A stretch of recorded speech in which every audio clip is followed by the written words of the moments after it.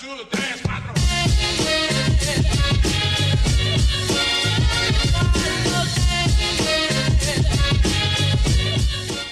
Hello everyone, hope you're doing well. Today we're back in War Thunder and we're going to be talking about a topic which I think is at least debated in the community. I've seen a few people pop up with the idea, and I thought I would clarify why generally I believe it's a bad idea. So what we're going to be discussing mainly today is Silver Lions, why they exist, and why they are an integral part of the game which should never be taken out, at least from my point of view. Now, the reason why we're discussing this is because even from 6 months ago to today, there have been various members of the community who have brought up the idea of getting rid of just the whole mechanic. The reason is because they see it as an extra layer of grind, which is not necessary since we already have the research grind, and we already have the fact that if you research, let's say, an ammunition type, you shouldn't have to pay exorbitant amounts, to use it.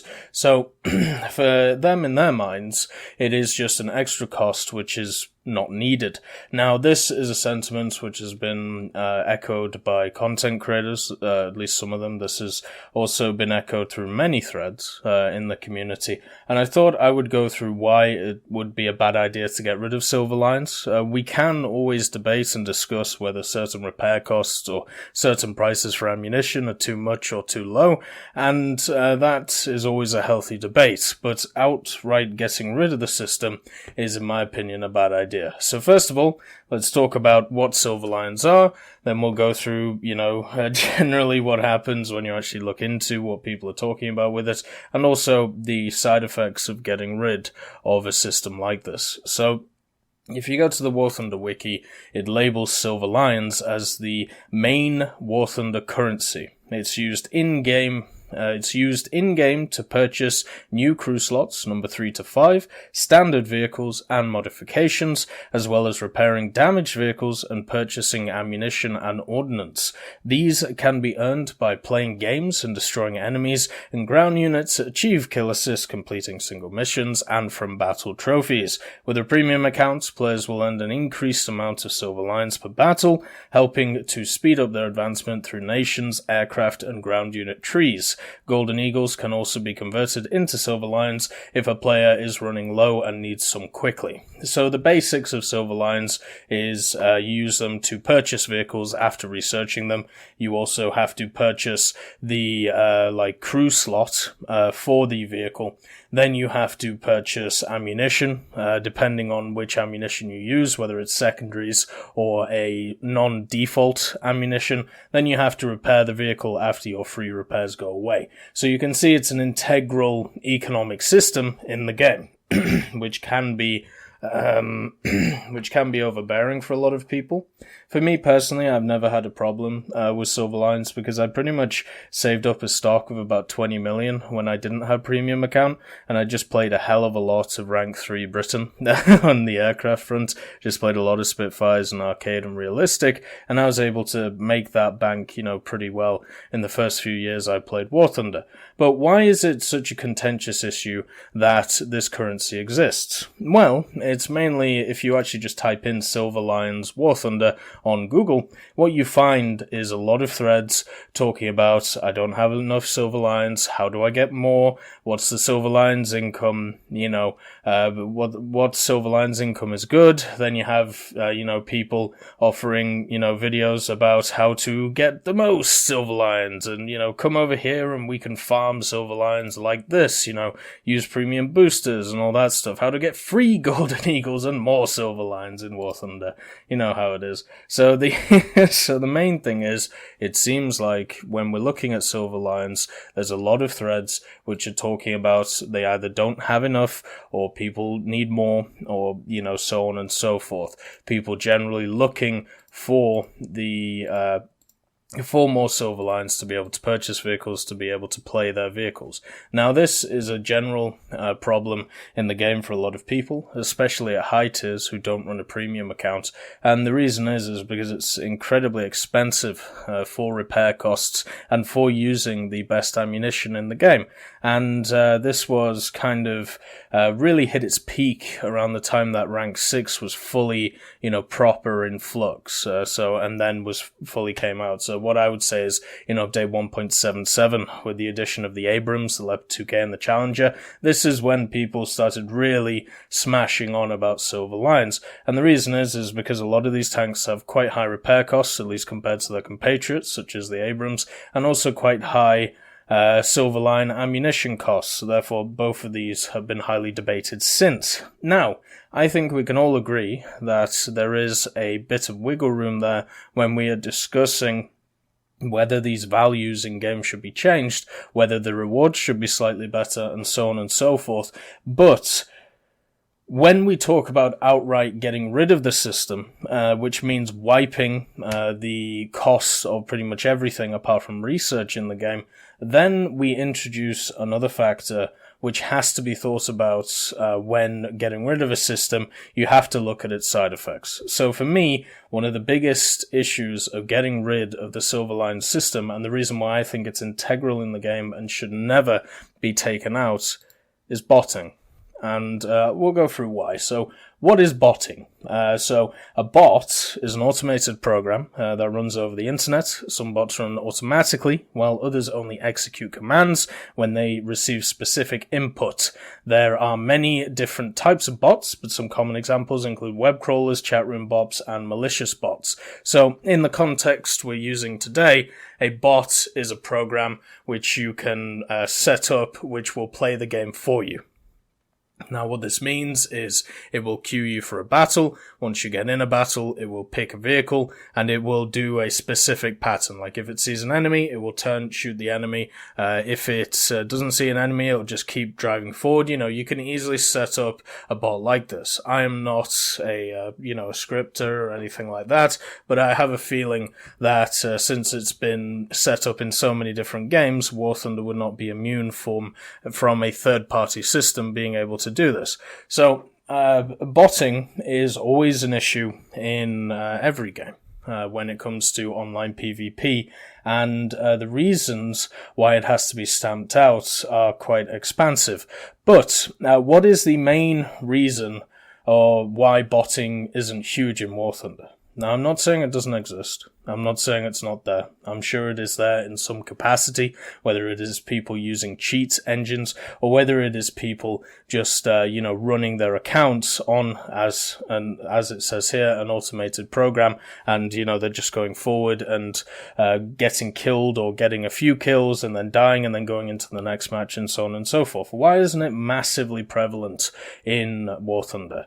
Well, it's because of the silver line system. If you want to effectively run a bot, there can't be a negative downside to it, because if the bot gets outplayed, or if it isn't above 50%, then what happens is you start losing silver lines, at least the majority of the time, unless you're playing incredibly low tiers. If you start running, let's say, a less than substandard bot at high tiers, what will happen is you will bleed silver lines quickly and then go negative, so therefore you will no longer be able to use those vehicles. So one of the big things that is stopping a lot of botting, especially at the high tiers, is the fact that you have this artificial limiter of silver lines. Because silver lines is supposed to work, and in most places it does work like this, where the better player gets more silver lines and therefore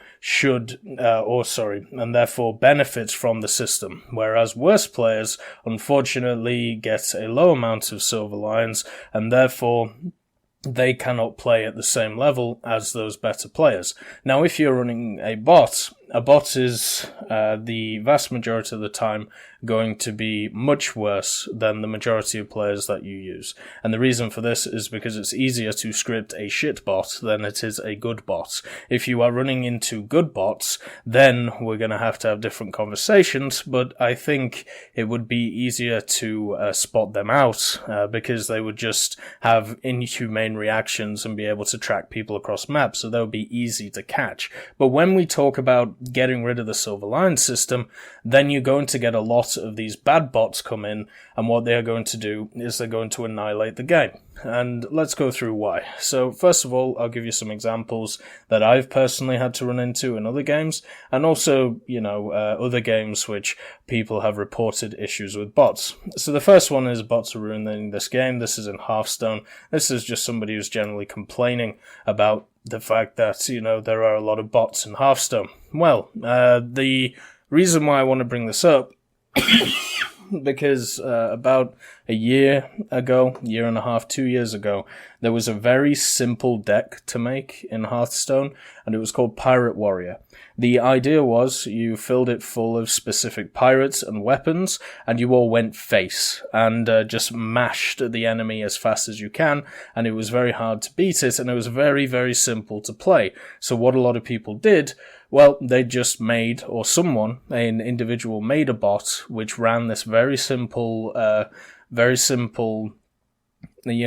card set in Hearthstone, and people were able to climb to Legendary without even being at their computers because the bot was playing it for them. Now, Blizzard had to really clamp down on this issue because it was slowly but surely taking over the ladders of Hearthstone, and it was basically just bots versus bots, and it was easy, or at least quite easy to tell what they are because they had certain things they would do to either make them look like they were humans, such as they would touch specific cards for a specific time and then play a card, or they would just throw everything instantaneously at the board, so it was very easy to tell if they were a bot or not.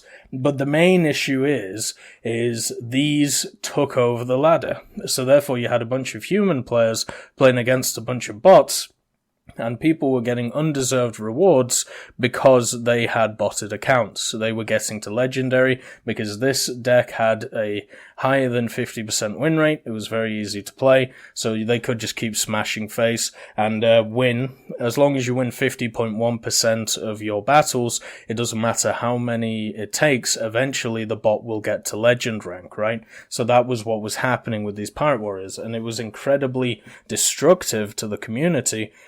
Because, well, you don't want to have a deck out there which, when not piloted by a player, is getting in above, 50% win rate, because it makes people feel like ass, to be quite honest. The next one is League of Legends, where bots are generally quite, I don't know how big of an issue it is now, but before, when I was playing, it was a large issue in general matches, so non-ranked matches, where people were using them to level up their accounts in order to get to the ranked stage, and then maybe bot afterwards.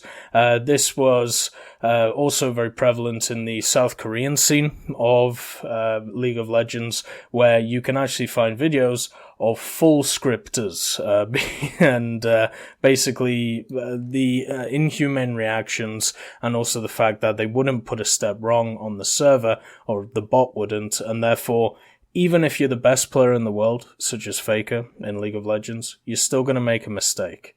Whereas these bots never made a mistake. So therefore you could tell that they were inhumane. This is an example of a bot which is too good in this example. So it ruins the game experience because there is no counterplay to somebody who's playing perfectly, especially if they have counterpicked you. So overall, that is a problem as well. Bots beating people up. The next one is MapleStory, where there's a few people saying that bots are ruining MapleStory. And then, of course, Elder Scrolls, where people use bots to farm items, and therefore making those items less valuable to the general person who wants to farm it. Then, You have Paladins, another game that I personally played. In Unranked, there was a lot of people botting, and this basically meant that you had bots on either side, or generally on one side or the other, and it would be very obvious if you had a bot, because you would normally have a teammate, or they would have somebody who would just beeline straight through into the enemy team, and obviously this means that it creates a 5-on-4 scenario, and, well, you just lose if that is on your team. So that was an issue when I was personally playing it. And the last one is an article from PC Gamer talking about bots are threatening EVE Online's economy and players are fed up. So if you don't know, EVE Online is heavily based on its economy and how it works, and if you add a bunch of bots to farm stuff, such as certain minerals or such as certain substances in the game which are worth an amount of money, you increase the supply and the demand stays the same. So you can artificially, by use of bots, push down the price of things, and therefore you can kind of screw with the economy of games which have very open economies, such as stuff like World of Warcraft or EVE Online, or anything that really has a marketplace, which is something that War Thunder also has in the form of the Gaijin market. So that is something to take into account. So you can see that botting is affecting a lot of games, and what is standard, if you look across all of these games, there is no penalty to botting in them. So this is why they are prevalent. This is why systems have had to be created to stop bots, and there's still going to be a lot in these games because there is no negative system which stops people botting. Whereas in War Thunder, we have the Silver Lion system, where if you have a bad bot, it's going to run out of Silver Lions eventually, so it can't just run indefinitely.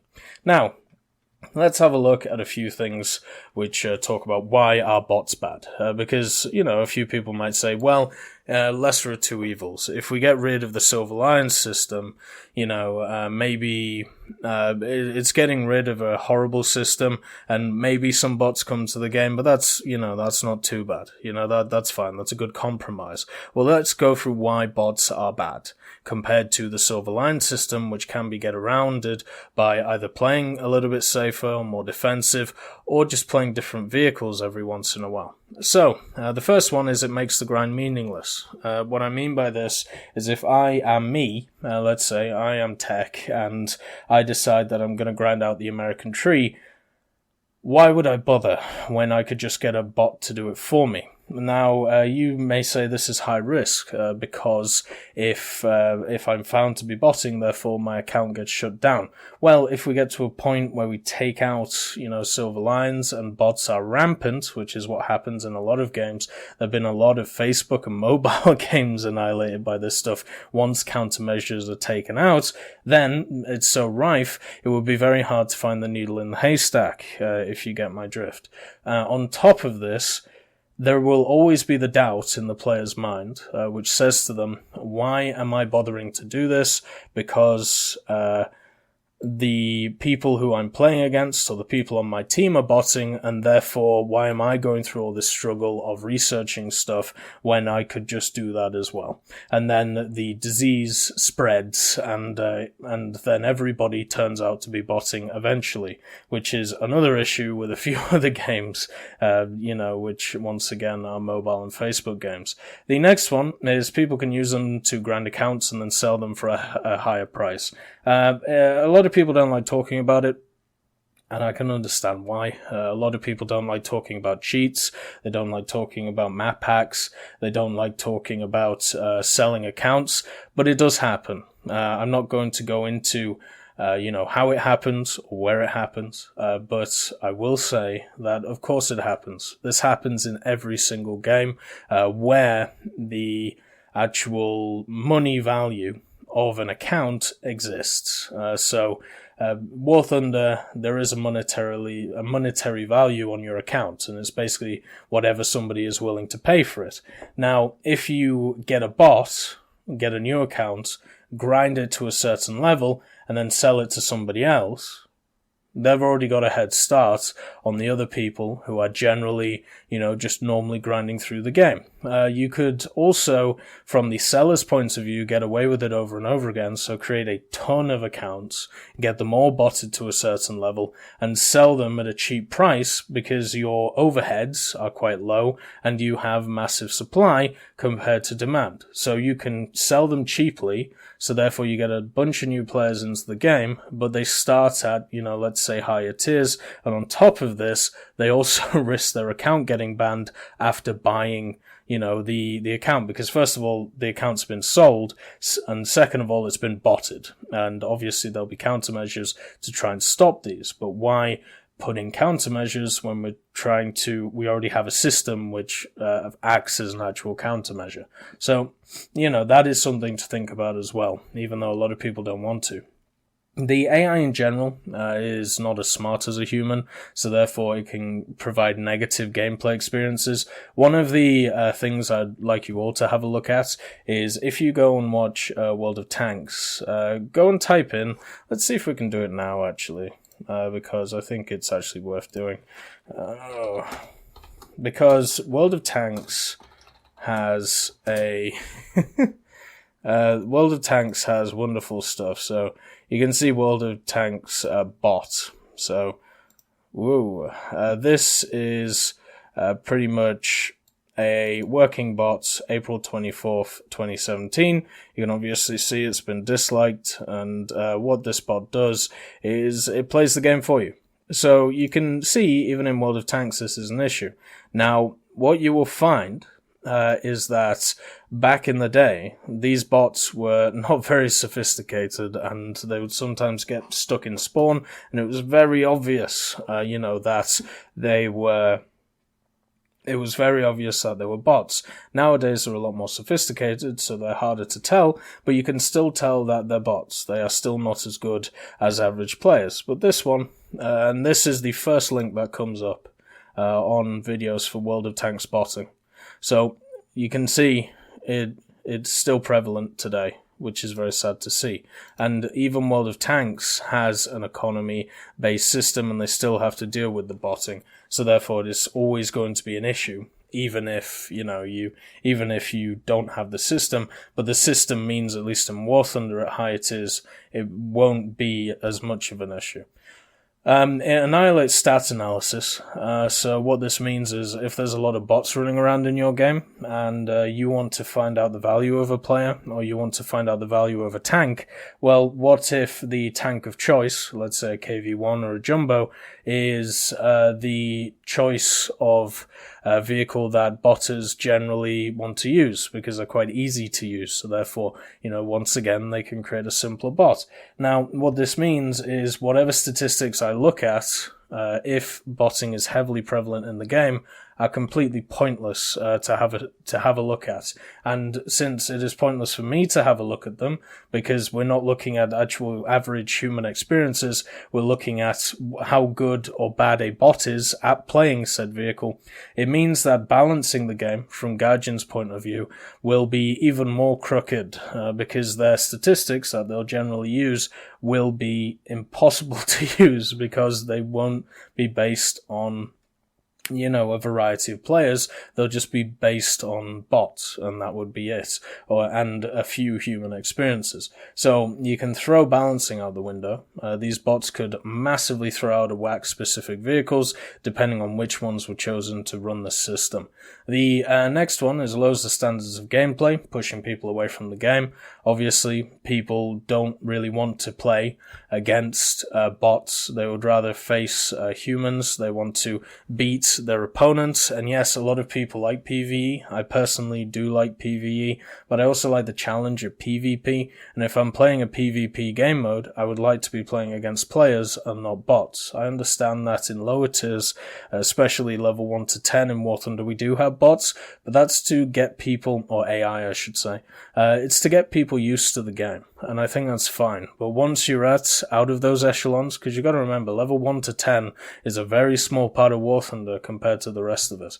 If this ever becomes prevalent, it would lower the standards of gameplay, and it would mean a lot of people wouldn't want to play because, well, why would you? Where is the fun? Where is the competitiveness if you're just trying to beat a bot? It kind of, the bragging rights disappear very quickly.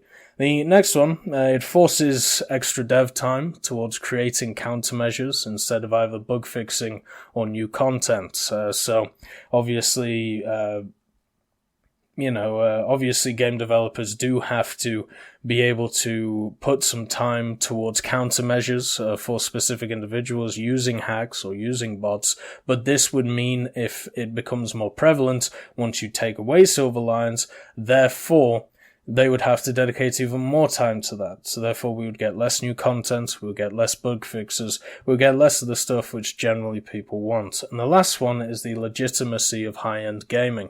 So in War Thunder, there is, I suppose you call it an esports scene. It's not really an esports scene. It's more of just some really high-end, some high-end squadrons who play a lot of the tournaments and win them. And obviously, they've talked about bringing back Thunder League, at least from a community point of view. I'm very dubious whether that will happen, because it doesn't make sense, from a Gaijin point of view to do it. But the fact is, at high tiers, not high tiers, but at the high end of the game, so at the top echelons of the, let's say semi-professional side of War Thunder, there are some incredibly good players. Now, what if you get a scenario like CSGO?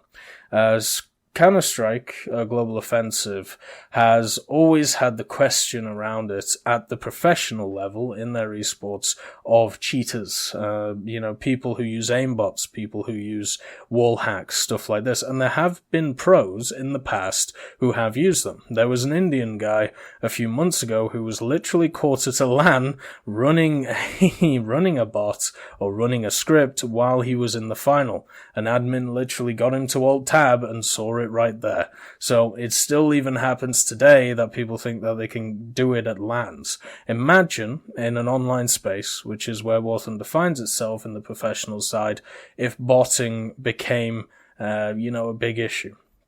What this would do is destroy the legitimacy of the high-end community straight away. Because no matter, even if none of you are botting, it puts doubt in people's minds and they believe that you're botting and therefore you are, cheaters or you are wall hackers. Whoever loses will always accuse the person of botting and getting an unfair advantage. And this is a problem if botting is very prevalent in your game. So once again, a lot of bad things can happen from botting, and the main thing stopping it right now in War Thunder being massively widespread is the Silver Line system. The last thing I do want to talk about, which I haven't written down, is the Gaijin store. So the Gaijin store was released, I believe, in last year. Might be wrong about that. But the Gaijin store, the Gaijin market, I should say, which is a player-driven system of a player-driven system where basically you can buy rare vehicles, which people have got out of crates. You can buy event premiums through coupons, or you can buy, decals. You can buy boxes and stuff like that. Imagine if I decided to set up 20 bot accounts and just let them run 10 hours each every day. I would gather boxes, the Project X boxes, or, the crates, whatever you want to call them, and I would be able to put them up on the marketplace, and I could easily drive down the cost of said crates. I could also do this for challenges. Let's say we have another April Fool's or an IS-7 event. I could easily bot through that and get myself 10 IS-7s and sell them all on the marketplace, and therefore have the Gaijin coin to be able to do something with. So there is bad consequences with this idea. You could use the botted accounts to grind events and then sell the stuff from the events from the marketplace. So you could crash the economy of the marketplace, which is one of the biggest issues we've seen in other games, such as EVE Online, World of Warcraft, and even stuff even stuff like RuneScape back in the day had this issue. So for me, I understand the concerns of Silver Lines. I understand that for certain vehicles, they definitely need tuning with their repair costs and their ammunition costs. But think about whenever you have an issue and you find a solution, you need to look at the side effects. And for me, when I look at the side effects of the solution of just getting rid of Silver Lines, it's not worth it. Because at the end of the day, it would annihilate the game. Because nobody wants to play against bots, and they'll be all over the place, and you won't be able to ban enough accounts to be able to stop it.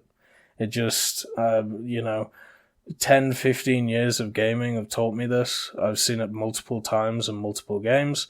I don't want it to happen to War Thunder. So let's keep the current system and let's tweak it where we need to. Anyway, I hope you all have a wonderful day, and I'll see you next time.